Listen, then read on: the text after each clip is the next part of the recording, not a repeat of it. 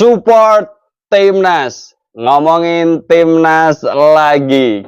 Dua pertandingan Tim Nasional Indonesia Round 3 kualifikasi Piala Dunia 2026 sudah tersaji. Dua pertandingan, 2 poin didapatkan. Tentu saja masih ada 3 pertandingan lagi ya untuk bisa menutup putaran pertama Round 3 kualifikasi Piala Dunia 2026.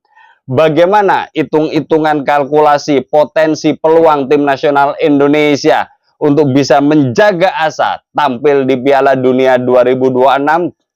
Mari kita simak bersama.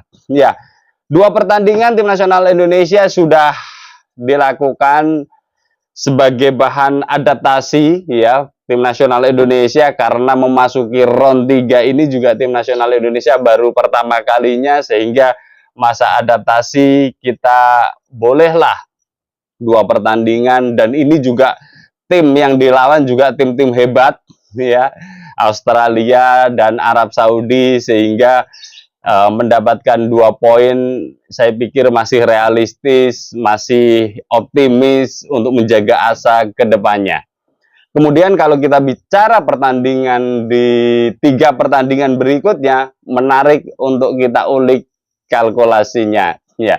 Dalam hal asumsi ini ya, kita asumsikan bahwa Jepang terlalu dikdaya bagi semua negara di grup C. Artinya Jepang akan menyapu bersih 3 pertandingan berikutnya untuk menutup putaran pertama ini, sehingga kita asumsikan bahwa Jepang akan mendapatkan poin sempurna 5 pertandingan, 5 kali kemenangan, dan mendapatkan poin 15.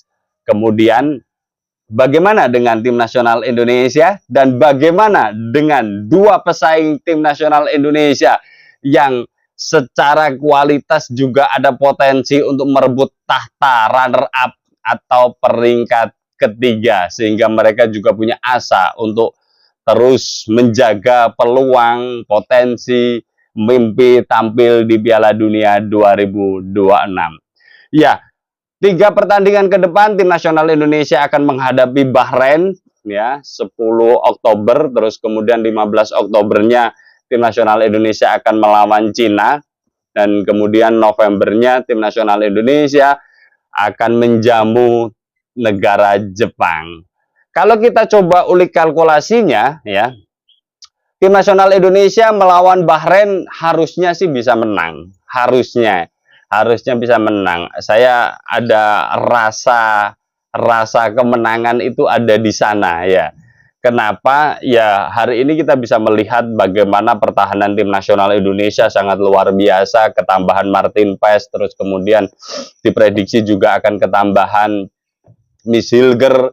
Jadi saya pikir pertahanan Tim Nasional Indonesia melawan 2 negara ya, Bahrain dan Cina utamanya, itu sulit digoyahkan. Semoga saja di kedua pertandingan nanti Tim Nasional Indonesia bisa clean sheet ya, tidak kebobolan, sehingga memperbesar potensi Tim Nasional Indonesia meraih poin ya. Kita ada 2 asumsi. Asumsi pertama ya, Tim Nasional Indonesia di kedua pertandingan nanti akan bisa memenangkan pertandingan melawan Bahrain dan melawan Cina. Meskipun kita tampil di tandang ya, kita tampil di Bahrain dan di Cina, akan tetapi secara kualitas kita tidak kalah. Secara market value kita juga menang jauh dengan adanya tambahan Miss Hilger dan Eliano Reinders. Jadi kedua pemain ini nanti juga akan bisa jadi pembeda bagi Tim Nasional Indonesia untuk menunjukkan kualitas Tim Nasional Indonesia yang semakin baik.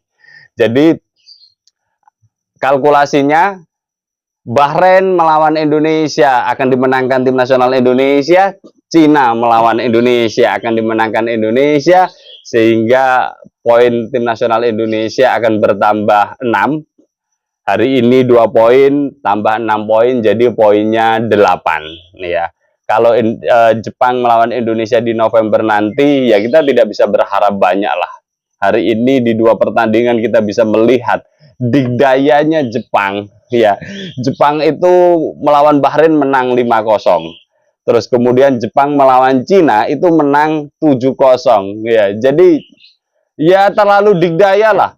Market value 1 triliun lebih ya, terus kemudian banyak pemain yang berhamburan di Eropa, dan itu juga liga-liga nomor wahid ya, liga-liga besar di Eropa dengan klub-klub yang besar juga. Jadi wajar jika negara Jepang hari ini masih digdaya, masih perkasa untuk bisa mengarungi round 3 kualifikasi Piala Dunia 2026 ini bersama negara-negara yang lain.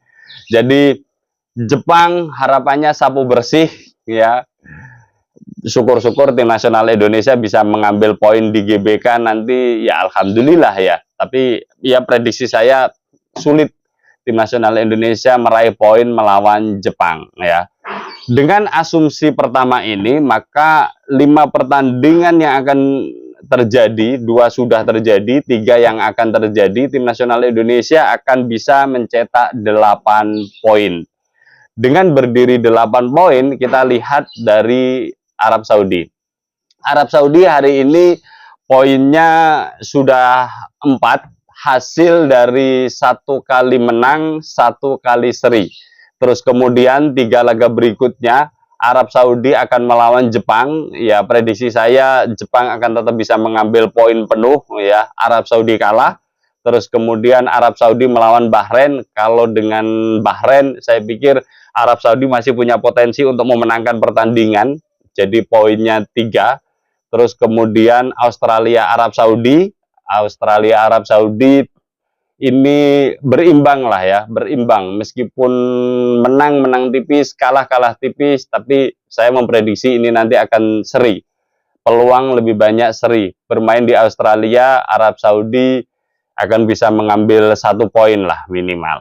Dengan asumsi itu, maka Arab Saudi hari ini 2 pertandingan mendapatkan poin 4, terus kemudian ditambah menang saat lawan Bahrain 3, 7 berarti. Terus kemudian saat melawan Australia seri, jadi poinnya 8. Saat melawan Jepang, Arab Saudi diprediksi akan kalah, sehingga Jepang, asumsi pertama, Jepang 15 poin, 5 pertandingan, 5 kali kemenangan, sapu bersih. Terus kemudian nomor 2 ada Indonesia dengan 8 poin ya. Buah dari 2 kali imbang, 2 kali menang, dan 1 kali kalah melawan Jepang. Poinnya 8. Terus kemudian saat melawan kemudian peringkat ketiga ada Australia dengan poin yang sama, poin 8. Buah dari hari ini sudah mendapatkan 4 poin. Terus kemudian nanti ketambahan Bahrain 3 poin, dan saat melawan Australia hasilnya seri menjadi 1 poin. Jadi 4 tambah 4 sama dengan 8 poin. Terus kemudian bagaimana dengan Australia? Yes, Australia tetap masih ada peluang untuk berdiri di 4 besar, saya pikir ya, di putaran pertama round 3 kualifikasi Piala Dunia 2026 ini. Meskipun 2 pertandingan kurang mendapatkan hasil maksimal, 1 kali kalah, 1 kali seri, hanya mendapatkan 1 poin. Terus kemudian Australia nanti akan melawan Cina. Ya, prediksi saya bermain di kandang, Australia akan mendapatkan poin penuh, 3 poin. Terus kemudian saat Jepang melawan Australia, bermain di Jepang ya, ini tentu saja Jepang juga akan bisa memetik poin sempurna, sehingga Australia tidak mendapatkan poin pada pertandingan ini. Terus kemudian saat Australia bertanding dengan Arab ya, posisinya Australia bermain di kandang ya, itu poinnya 1 ya, prediksinya seri. Australia melawan Arab prediksinya seri, sehingga praktis tim nasional Australia akan mendapatkan tambahan 4 poin, 3 poin saat melawan Cina dan 1 poin saat melawan Arab. Saat melawan Jepang tidak mendapatkan poin dan diprediksi akan kalah. Dengan kalkulasi seperti itu, maka tim nasional Australia ini akan mendapatkan 1 poin ditambah 3 ditambah 1, akan mendapatkan 5 poin. Dengan adanya 5 poin ini, maka klasmen yang akan terjadi di putaran pertama round 3 kualifikasi Piala Dunia 2026, nomor 1 Jepang ya, negara digdaya, 15 poin. Sekali lagi saya ulang berkali-kali, 15 poin akan didapatkan. Terus kemudian nomor 2 adalah tim nasional Indonesia dengan 8 poin.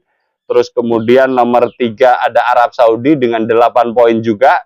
Terus kemudian Australia akan mendapatkan 5 poin. Ya, itu asumsi pertama. Terus kemudian kita akan bicara dengan asumsi kedua. Ya, asumsi kedua ini taruhlah perolehan poin dari Jepang, Arab, Australia itu masih sama dengan asumsi 1, tapi yang berbeda adalah asumsi dari tim nasional Indonesia, di mana 2 laga berikutnya saat melawan Bahrain dan melawan Cina, itu salah satunya ada serinya, jadi menang 1 kali, seri 1 kali, ya. Terus kemudian saat melawan Jepang kalah, ya, artinya tidak mendapatkan poin. Dengan demikian maka tim nasional Indonesia masih mendapatkan 4 poin di 3 laga berikutnya. Dengan tambahan 4 poin ini, tim nasional Indonesia 2 poin ini sudah terjadi, ditambah 4 jadi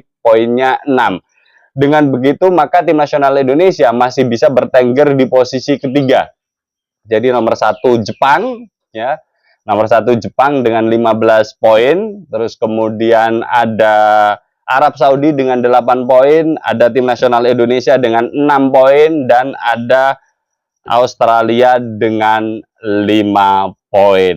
Ya, saya pikir ini sebuah kalkulasi yang realistis bagi tim nasional Indonesia, ya, karena ya sekali lagi kita coba merubah mindset kita, ya, dari yang kita berada di level Asia Tenggara, kemudian di 2 pertandingan ini kita sudah menyaksikan bagaimana kehebatan pertahanan tim nasional Indonesia jauh lebih baik lagi, apalagi ketambahan 2 pemain naturalisasi, ya, Misilger dan Eliano. Saya pikir lini tengah sama lini belakang juga akan tambah semakin kuat, ya. Memang ya harus diakui deretan pemain keturunan yang berposisi sebagai gelandang serang, sayap kanan, sayap kiri, ataupun striker itu memang tidak banyak. Misalkan pun ada pun, ya posisinya atau market value-nya masih belum sesuatu yang spesial, ataupun yang spesial memang harus diakui mereka masih belum memilih Indonesia sebagai tim nasionalnya. Atau kalau nggak seperti itu sudah melalui proses panjang dengan tim nasional Belanda, sehingga ketika mau ke Indonesia proses naturalisasinya tidak mudah. Ya, dengan melihat kalkulasi tersebut, dengan kualitas yang ada, tim nasional Indonesia hanya ketambahan 2 pemain, Miss Hilger dan Eliano Reinders, ya, saya pikir 3 laga berikutnya bisa mendapatkan 8 poin. Total mendapatkan 8 poin atau 6 poin, saya pikir target yang realistis. Ketika tim nasional Indonesia bisa berada di runner up, ya, di putaran pertama, kemudian atau di posisi ketiga, maka asa itu masih terjaga. Ya, peluang itu masih terbuka. Kenapa? Karena di putaran kedua nanti tim nasional Indonesia itu akan mempunyai laga kandang lebih banyak daripada tandangnya, ya. Ketika putaran pertama itu 3 pertandingan tim nasional Indonesia berada di tandang, terus kemudian 2 pertandingan lagi berada di kandang, kemudian otomatis di putaran kedua nanti tim nasional Indonesia 3 laga akan di kandang, kemudian 2 laga akan di tandang. Sehingga ya 2 laga kandang ini nanti pasti akan menjadi lumbung poin, ya. Terus kemudian di 2 laga tandang itu yang akan menarik, ya. Apakah tim nasional Indonesia bisa mencuri poin, ya, terutama lawan-lawan negara besar seperti Australia dan Jepang tentu saja di putaran kedua nanti. Melihat kalkulasi ini, ya, dan saya pikir dinamis lah isu hari ini. Mauro Zylstra juga akan diproses, terus kemudian Jairo juga akan diproses, ya. Saya pikir ya Kevin Dix masih akan diproses, terus kemudian oleh Rumeni akan diproses. Saya pikir ini nanti akan ada saatnya semuanya menjadi kenyataan ya. Entah itu siapapun pemainnya, yang pasti harapan kita sih tetap up to 50 miliar seperti Misilger ya. Akan tetapi kalau tidak sebesar itu, paling tidak pemain-pemain ya sekelas di atas 10 miliar lah ya, sehingga potensi berkontribusi terhadap kemajuan peningkatan performa tim nasional Indonesia ada. Jadi estimasi, kalkulasi, prediksi tim nasional Indonesia akan bisa menjadi runner up putaran pertama di round 3 kualifikasi Piala Dunia 2026 sangat terbuka sekali, sangat terbuka sekali. Poin 8 atau 6 harus bisa diraih oleh tim nasional Indonesia. Apalagi ketambahan beberapa pemain yang akan dinaturalisasi. Saya pikir sebuah target yang realistis, sebuah hitung-hitungan yang realistis. Semoga saja tim nasional Indonesia bisa terbang lebih tinggi, menjadi runner up di putaran pertama, dan kemudian akan memudahkan laju putaran kedua, sehingga kans tim nasional Indonesia menduduki posisi runner up di kualifikasi Piala Dunia 2026 ini akan bisa terjadi, sehingga otomatis tim nasional Indonesia akan bisa langsung lolos ke Piala Dunia. Bersama saya Setia Uban, thanks for watching.